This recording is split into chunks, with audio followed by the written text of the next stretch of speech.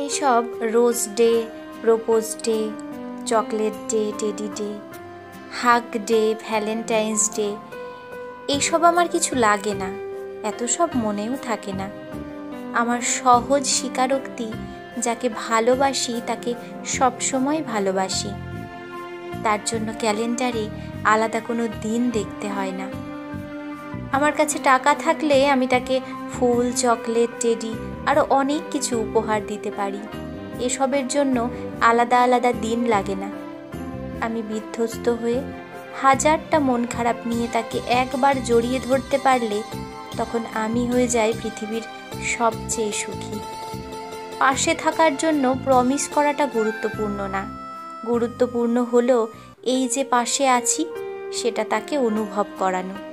আর সবচেয়ে সুন্দর হলো এইভাবে সারা জীবন পাশে থেকে যাওয়া। তার জন্য আলাদা কোনো দিন বা মুহূর্তের প্রয়োজন নেই।